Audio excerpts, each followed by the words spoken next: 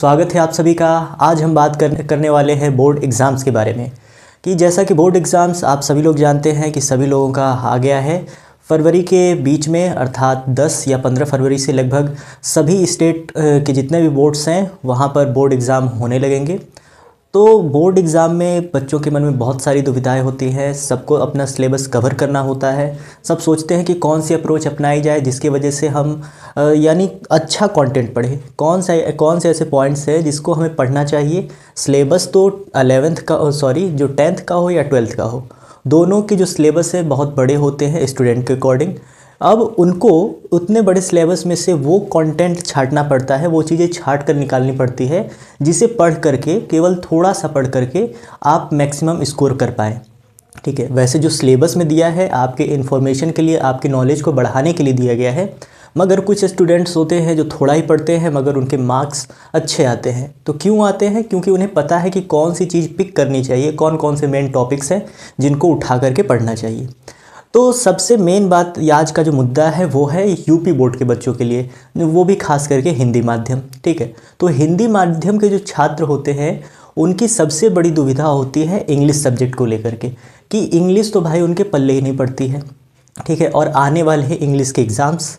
हिंदी में तो फिर भी कुछ लिख देंगे थोड़ा बहुत, ठीक, उनको थोड़े बहुत दोहे कहीं से सुने होंगे उनको तो याद होगा, कुछ कहानियाँ सुनी होंगी तो उनको कहानियाँ याद होंगी।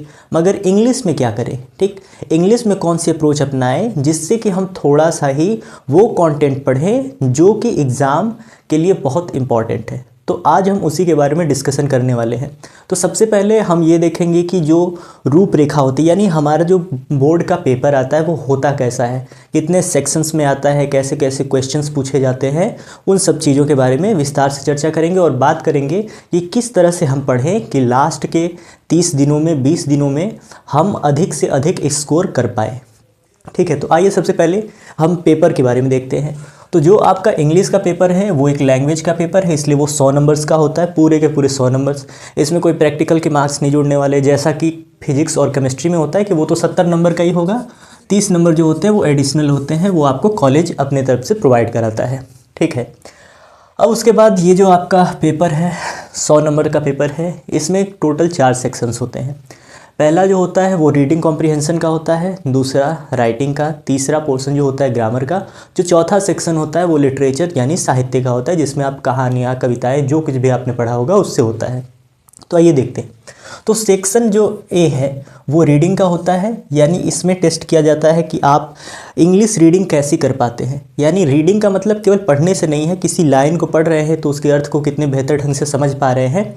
तो आपको एक पैसेज दिया जाएगा इंग्लिश में, उसको आपको पढ़ना है और उसी पैसेज से रिलेटेड आपसे कुछ क्वेश्चंस किए जाएंगे। कितने क्वेश्चंस होंगे? 5 प्रश्न होंगे और हर प्रश्न का उत्तर देने पर आपको 3 नंबर दिए जाएंगे।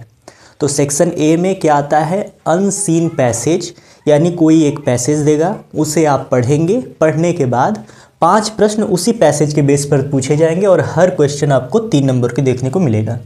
तो सेक्शन ए जो है ओवरऑल देखा जाए तो 15 नंबर का हो गया। दूसरा जो सेक्शन होता है वो होता है section B. Section B reading का होता है। तो राइटिंग। तो राइटिंग का होता है, इसमें 2 पार्ट होते हैं, एक दूसरा प्रश्न और एक तीसरे नंबर का प्रश्न। दूसरे नंबर के प्रश्न में आपको एक आर्टिकल देगा लिखने के लिए। ठीक है, एक आर्टिकल दिया जाएगा आपको किसी टॉपिक पर लिखने के लिए, आपको लिखना है, वो भी 100 से 150 शब्दों के बीच में। ठीक है, जो आपके वर्ड्स की रेंज होनी चाहिए वो 100, 120, 130 के आसपास रहेगी तो चलेगा। और ये आता है टोटल 10 नंबर का। उसी के साथ आपको एक लेटर लिखने के लिए मिलता है। ठीक है, लेटर किसी भी टॉपिक पर आ सकता है, हो सकता है कि आपको प्रिंसिपल को लिखना हो, आपको आपके भाई को लिखना हो, अपने पिता को लिखना हो या मित्र को लिखना हो, किसी भी टॉपिक पर आ सकता है। तो ओवरऑल आपने ये समझा कि जो सेक्शन बी है राइटिंग वाला, उसमें 2 प्रश्न पूछे जाते हैं, एक तो आर्टिकल आएगा और दूसरा जो है वो लेटर के लिए आएगा। ठीक, अब तीसरे सेक्शन की ओर बढ़ते हैं। जो तीसरा सेक्शन होता है वो ग्रामर का होता है। ठीक है, और ग्रामर से 25 नंबर के प्रश्न आपसे पूछे जाएंगे। ठीक, तो जो इसमें चौथे नंबर का प्रश्न आएगा वो MCQ बेस होता है, मल्टीपल चॉइस क्वेश्चन। आपको एक सेंटेंस देगा और उसके 4 विकल्प देगा। अब MCQ में किस प्रकार के क्वेश्चन आते हैं? इसमें जो क्वेश्चन आएंगे वो आपके हो सकता है नरेशन से रिलेटेड हो, सिंटैक्स से रिलेटेड हो, या फिर वन वर्ड सब्स्टिट्यूशन हो, एंटोनिम से हो सकता है। तो एंटोनिम का मतलब यानी पर्यायवाची शब्द, अनेक शब्दों के लिए एक शब्द, एंटोनिम्स सिनोनिम्स इन दोनों के लिए हो सकता है विपरीतार्थक शब्द या पर्यायवाची शब्द, इसके लिए होगा। ठीक, तो मल्टीपल चॉइस क्वेश्चन मिलेंगे, यानी ग्रामर से ही रहेगा मगर उसमें आपको विकल्प दिया रहेगा। और जो 5वां सेक्शन है वो भी ग्रामर का ही होगा मगर वो रिटन टाइप का होगा। जैसे एमसीक्यू में आपको कोई एक सेंटेंस दे दिया, उसमें कोई एक वर्ड गलत है, ठीक है, सिंटैक्स का प्रश्न है, एक वर्ड गलत है। अब पूछेगा कि जैसे यू के साथ उसने इज़ का प्रयोग कर दिया है। अब आपको 4 विकल्प देगा कि इसकी जगह पर क्या होगा, आर होना चाहिए, एम होना चाहिए, बीइंग होना चाहिए या एटसेट्रा। ठीक है, तो ऐसे ही आपको 4 विकल्प देगा, यानी प्रश्न ग्रामर का ही है मगर इसमें विकल्प के साथ देगा। और ये जो 5 है इसमें आपको बनाना पड़ेगा। इस 5 में क्या क्या आते हैं, एक आपको डायरेक्ट से इनडायरेक्ट बनाने को देगा, एक आपको सिंथेसिस देगा, एक ट्रांसफॉर्मेशन देगा और एक आपको सिंटैक्स दे देगा। इसी तरह करके आपको टोटल 5 प्रश्न पूछे जाते हैं जिनका उत्तर आपको लिख कर देना पड़ता है, यानी सेंटेंस बनाना ही पड़ेगा। ठीक, उसके बाद जो 6वें नंबर का प्रश्न है उसमें आपको क्या देगा, एक हिंदी में पैराग्राफ लिख करके दे देगा और उसका कहेगा कि आप ट्रांसलेशन कीजिए, अनुवाद कीजिए। ठीक, तो ये हो गया सेक्शन सी। तो सेक्शन सी में क्या है, सेक्शन सी में 3 चीज़ें हैं। पहला ग्रामर से रिलेटेड प्रश्न मगर एमसीक्यू टाइप का, हर प्रश्न 2-2 नंबर के। फिर 5वां वो भी ग्रामर से ही रिलेटेड होगा, नरेशन होगा, सिंटैक्स होगा, सिंथेसिस होगा, ये सारी चीज़ें होंगी मगर वो सारे उत्तर लिख लिख कर देने पड़ेंगे, ये भी हर प्रश्न 2 नंबर का। फिर जो 6वां है, 6वें में आपको एक पैसेज मिलेगा हिंदी का, उसको आपको इंग्लिश में ट्रांसलेट करना है। तो ये हो गई सेक्शन सी के बारे में बात। अब आते हैं सेक्शन डी में। तो सेक्शन डी में 7 से लेकर के नंबर 12 तक प्रश्न दिए गए हैं। अब यदि आपने कभी भी ध्यान से इंग्लिश को पढ़ा हो, यानी ज़्यादातर बच्चे जो हिंदी मीडियम वाले होते हैं वो तो इंग्लिश से दूर ही भागते हैं, केवल 10 से 20% लोगों का इंटरेस्ट होता है, बाकी सभी लोग कहते हैं एग्ज़ाम आएगा तो देखा जाएगा। तो वो 80% लोगों की बात की जा रही है कि शायद उन्होंने कभी ध्यान से देखा हो। तो उसमें 3 सेक्शन होते हैं। ठीक, एक को कहा जाता है प्रोज, एक को कहा जाता है पोएट्री और एक को कहा जाता है सप्लीमेंट्री रीडर। ठीक है, 3 सेक्शन में आती हैं। पहला आता है प्रोज। प्रोज में आपको कहानियाँ देखने को मिलेंगी, छोटी छोटी कहानियाँ होंगी। फिर उसके बाद पोएट्री आता है, पोएट्री में आपको कविताएं देखने को मिलेंगी। और फिर लास्ट में आता है, पीछे दिया होता है सप्लीमेंट्री रीडर। सप्लीमेंट्री रीडर में भी कहानियाँ होती हैं मगर वो कहानियाँ बहुत बड़ी बड़ी होती हैं। ठीक, अब देखिए, तो 3 सेक्शन है तो तीनों सेक्शन से प्रश्न पूछना लाजमी है, तीनों से आएगा। तो पहला जो सेक्शन है प्रोज का, जिसमें कहानियाँ दी होती हैं, ठीक है, उसमें 2 प्रकार का आएगा। जो चैप्टर होंगे आपके प्रोज में, लगभग 7 से 8 चैप्टर होंगे। उसमें क्या करेगा कि आपसे पहले शॉर्ट आंसर टाइप क्वेश्चन पूछेगा, यानी प्रश्न पूछेगा, उसका आपको जवाब देना है कम से कम शब्दों में। कम से कम कितने शब्द, 40 शब्द। इसमें टोटल 4 प्रश्न आपको दिए जाएंगे। 4 प्रश्न में से किन्हीं 2 का उत्तर आपको लिखना होगा और हर प्रश्न का उत्तर लिखने पर आपको 4 नंबर दिए जाएंगे। ठीक है, तो प्रोज से क्या आता है, शॉर्ट टाइप आएगा, लॉन्ग टाइप आएगा। शॉर्ट टाइप के कितने आएंगे, 4 प्रश्न आएंगे मगर करना कितना है, केवल 2 करना है। फिर प्रोज में से ही लॉन्ग टाइप के क्वेश्चन भी पूछे जाते हैं। ठीक है, ये क्वेश्चन दे दिया, अब इसका जो आंसर है आपको लॉन्ग टाइप में देना है, यानी बड़ी व्याख्या करते हुए देना है। और अधिक से अधिक कितने, 80 शब्दों में लिखना है। तो 70-75 के आसपास पहुंच गए आप तो बहुत है, मैक्सिमम है। तो ये जो होता है इसमें आपको 2 प्रश्न दिए जाएंगे अथवा करके उन दोनों में से किसी एक को करना होगा और 80 शब्द लिखने पर आपको 7 नंबर दिए जाएंगे। तो ये हो गया किसके बारे में, प्रोज। प्रोज के बाद अब पोएट्री आती है। ठीक है, तो जैसे इसमें दीर्घ उत्तरीय प्रश्न था, लघु उत्तरीय प्रश्न था, इसी तरह जो कविताएं हैं, कविताओं में क्या करेगा कि पहला जो सेक्शन 9 होगा उसमें आपको किसी कविता का एक पैराग्राफ उठा करके दे देगा। ठीक है, जैसे हिंदी किताबों में देखते हैं आप, एक गद्य से आता है, पद्य से आता है, आपको एक पैराग्राफ उठा करके दे देगा, कहेगा कि रेखांकित जो पद हैं उनकी व्याख्या कीजिए। तो इसमें भी आपको पहले एक पैराग्राफ देगा और उसी पैराग्राफ के अकॉर्डिंग, उसी लाइंस के अकॉर्डिंग आपसे 3 प्रश्न पूछे जाएंगे और हर प्रश्न का उत्तर आपको देना होगा और हर प्रश्न के लिए आपको मिलेंगे, हर उत्तर के लिए मिलेंगे आपको 2-2 नंबर। ठीक है, तो 9वें सेगमेंट में क्या आता है कि कविता का एक छोटा सा भाग देगा, उसी से रिलेटेड आपको क्वेश्चन भी देगा, आपको उसे अटेम्प्ट करना होगा और 2-2 नंबर के आते हैं 3 प्रश्न, यानी टोटल 6 नंबर के। फिर और कविता से ही रिलेटेड आपको आता है सेंट्रल आइडिया। जब आप छोटे रहे होंगे, पिछली कक्षाओं में रहे होंगे, तो आपको याद होगा कि हर बार एग्ज़ाम में एक कविता लिखने के लिए आती थी। तो अब जो बोर्ड लेवल का एग्ज़ाम होता है उसमें कविता नहीं, उस कविता का सारांश लिखना होता है कि उस पूरी कविता में क्या बताया गया है, जिसको हम सेंट्रल आइडिया बोलते हैं। तो आपको सेंट्रल आइडिया लिखना है। 3 विकल्प आपको दिए जाते हैं। ठीक है, 3 विकल्प दिए जाएंगे, 3 कविताओं के नाम दिए जाएंगे, तीनों में से किसी एक का लिखना है और उस पर मिलेंगे आपको 4 नंबर। ठीक, अब आते हैं, तो अब आपने प्रोज देख लिया, पोएट्री देख लिया, अब सप्लीमेंट्री रीडर, यानी जो पीछे आपको 4-5 कहानियाँ देखने को मिलेंगी मगर बड़ी बड़ी कहानियाँ रहती हैं। अब उसमें से भी लॉन्ग टाइप क्वेश्चन और शॉर्ट टाइप क्वेश्चन। तो शॉर्ट टाइप पूछेगा, उसमें भी आपको 2 पूछेगा मगर देगा 4, उत्तर किसी 2 का ही देना है। कभी कभी कुछ लड़के पढ़ते नहीं हैं, 4 लिखा है, 4 में से 3 का उत्तर लिखकर चले आए, कोई मतलब नहीं है। आपको 4 प्रश्न दिए जाएंगे मगर 4 में से किन्हीं 2 का ही आपको उत्तर देना है, जिसका उत्तर आपको आ रहा हो, तो वो भी 4-4 नंबर के। फिर एक पूछा जाएगा दीर्घोत्तरी प्रश्न सप्लीमेंट्री रीडर वाले चैप्टर से, वो होगा 7 नंबर का।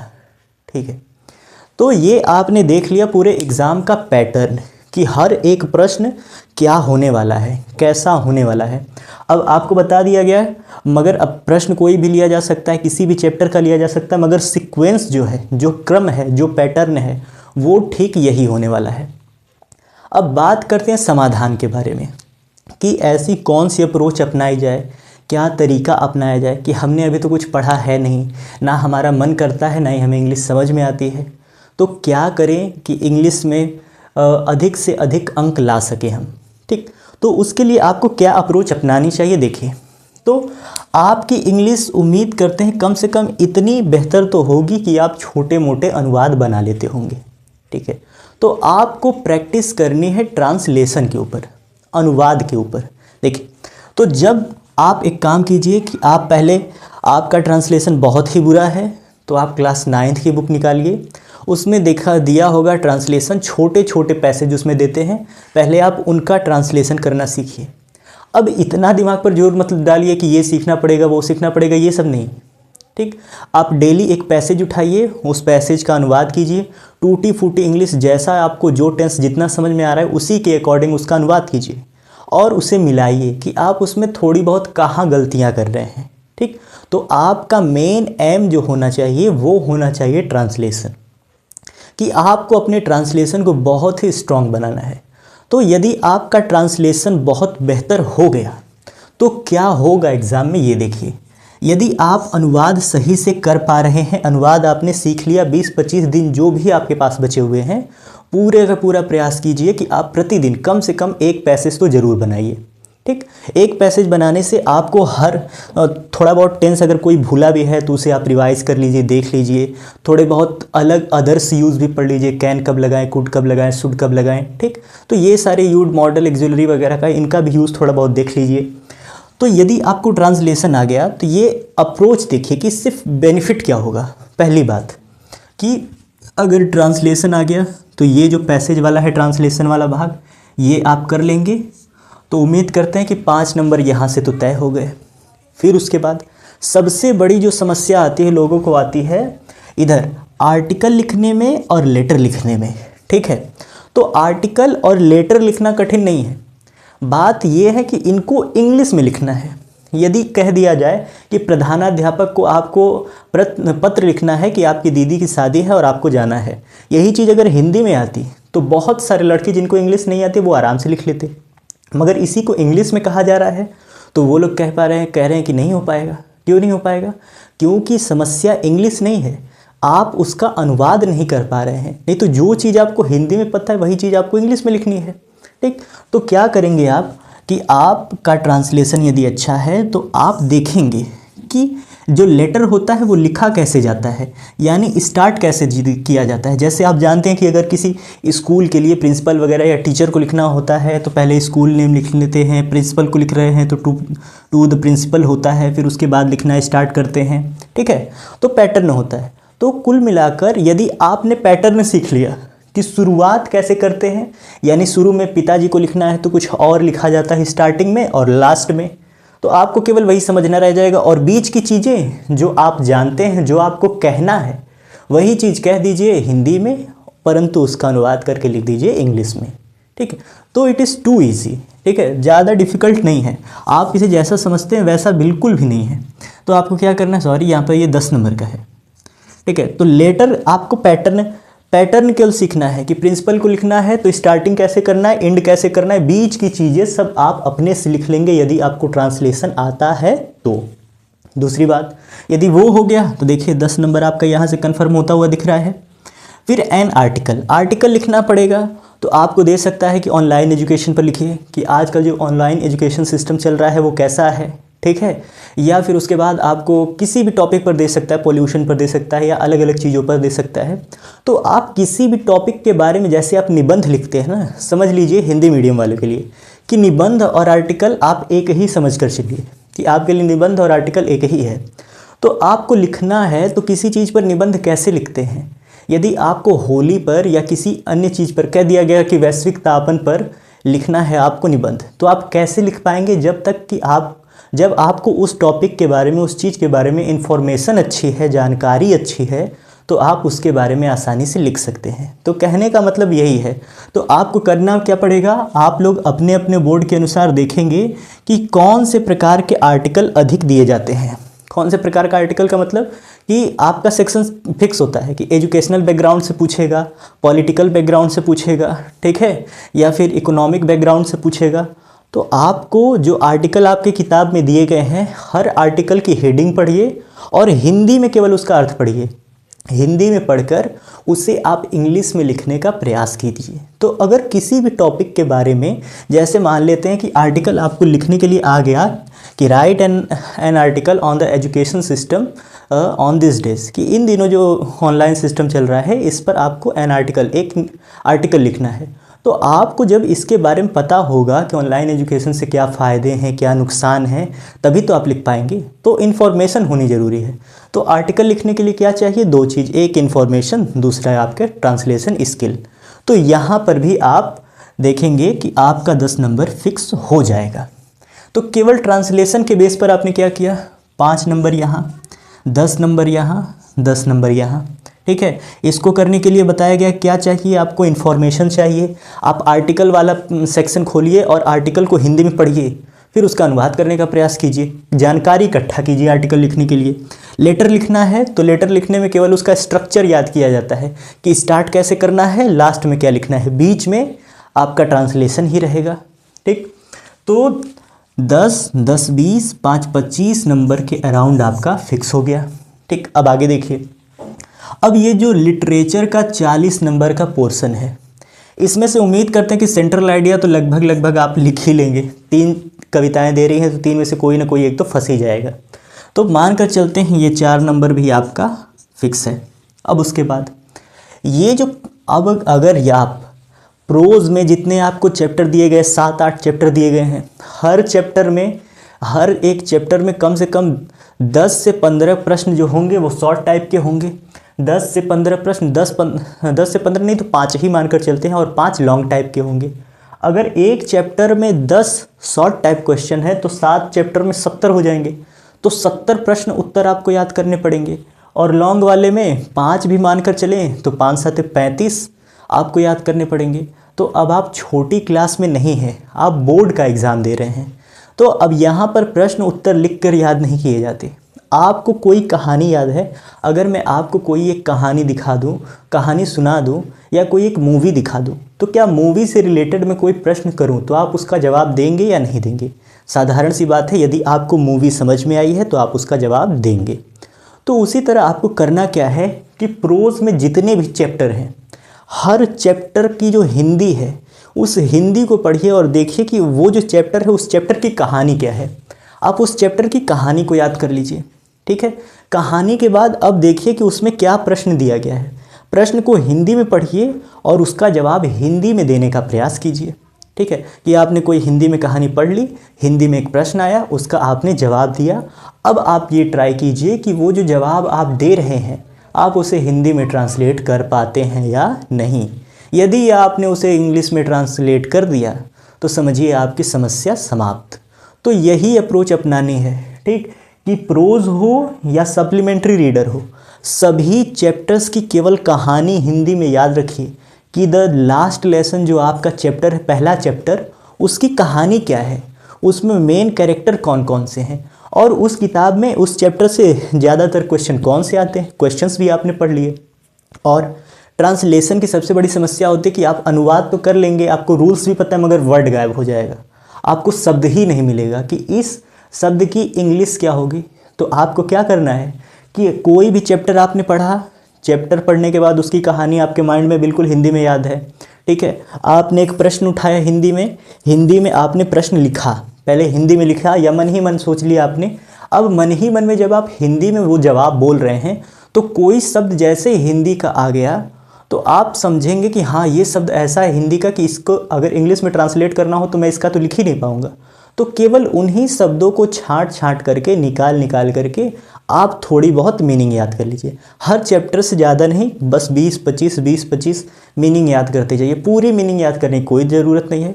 प्रश्न पढ़िए, प्रश्न का उत्तर हिंदी में दीजिए। हिंदी बोलते समय जिस शब्द की इंग्लिश आपको ना आती हो उसे नोट डाउन कर लीजिए।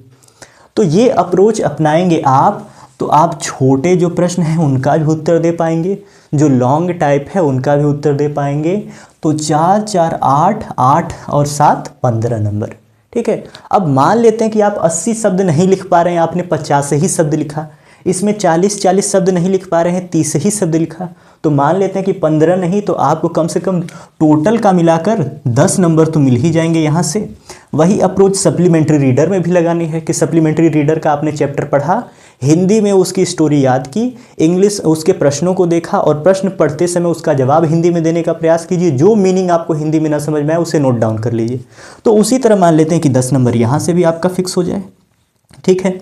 अब उसके बाद 10 ही नहीं है तो बढ़ भी सकता है, 11-12 हो सकता है, ठीक है, मोटा मोटा मानकर चल रहे हैं। फिर उसके बाद आपको ये पोएट्री हो गया और ये, तो यहाँ पर देखें तो आप 20, 30, 40, 45, 49 अराउंड 15 के लगभग 50 नंबर के आसपास आपने इंग्लिश का जो सिलेबस है वो कवर कर लिया। और साधारण सी बात है कि जब आप ट्रांसलेशन पढ़ेंगे तो ट्रांसलेशन को तैयार करते समय आप थोड़ा बहुत नरेशन वगैरह भी पढ़ेंगे। तो यदि ग्रामर उस समय आपका ग्रामर भी अच्छा रहेगा तो इसमें ये जो प्रश्न आ रहे हैं एमसीक्यू टाइप में, इसमें भी आपसे हो ही जाएंगे, ऐसा नहीं है कि नहीं होगा, हो जाएगा। और उसके बाद ये जो रीडिंग कॉम्प्रिहेंशन है ये भी सेक्शन अभी छूटा ही है, इसके भी जवाब आप पढ़कर दे ही पाएंगे। तो 10 इस इधर से मिला करके 10 नंबर और ऐड कर लीजिए कि थोड़ा बहुत 15 नंबर, ये इतने में से केवल 10 नंबर मानकर चल रहे हैं। तो भी देखिए आपका 50+ नंबर के आसपास आ जा रहा है। किस बेस पर? यदि आपने केवल अपना ट्रांसलेशन अच्छा कर लिया तो मेन सिद्धांत यही है, अगर हिंदी मीडियम के वो छात्र जो बहुत ही कमज़ोर है, इंग्लिश बिल्कुल नहीं आती, तो कम समय में यदि आपको मैक्सिमम स्कोर करना है तो आपके लिए ये अप्रोच बेहतर होगी। बाकी तो सबका, सभी टीचरों का यही सजेशन है, मेरा भी यही सजेशन होगा कि आपको जो भी पढ़ाया जाता है क्लास वाइज वो बहुत ही इम्पॉर्टेंट होता है। ये चीज़ें अगर आप आज नहीं पढ़ रहे हैं, आप इसे छोड़कर भाग रहे हैं, तो आगे चलकर आपको इन चीज़ों को सीखने की ज़रूरत ज़रूर पड़ेगी। तो सजेशन तो यही रहेगा कि पहले अगर आपकी बहुत इंग्लिश वीक है तो ये अप्रोच अपनाइए, अगर इंग्लिश बेहतर है तो कोशिश कीजिए कि ग्रामर वगैरह तो आपका ठीक ही होना चाहिए, क्योंकि इंग्लिश देख रहे हैं वो ग्लोबल लैंग्वेज बनती जा रही है, लगभग हर जगह काम आ जाएगी, एक कंट्री से दूसरी कंट्री बन जाएंगे तब भी, ठीक है। तो आई होप आज हमने जो आपके साथ इन्फॉर्मेशन साझा की उसका उपयोग करके आप एग्ज़ाम में बेहतर कर पाएंगे। अगर वीडियो अच्छा लगा हो तो अपने दोस्तों के साथ शेयर कीजिए, ऐसी नई नई चीज़ों के साथ जुड़े रहिए। यदि आपको सीखना है कि लेटर और आर्टिकल कैसे लिखा जाए, ठीक है, लिखने की अप्रोच क्या होनी चाहिए, अगर आप लोगों को जानने की इच्छा है तो यदि आप कमेंट करते हैं तो ही इस पर वीडियो बनाया जाएगा, नहीं तो आप तो बहुत टैलेंटेड है ही, बाकी सारी चीज़ें आप खुद हैंडल कर सकते हैं। तो आज के लिए इतना ही, जय हिंद।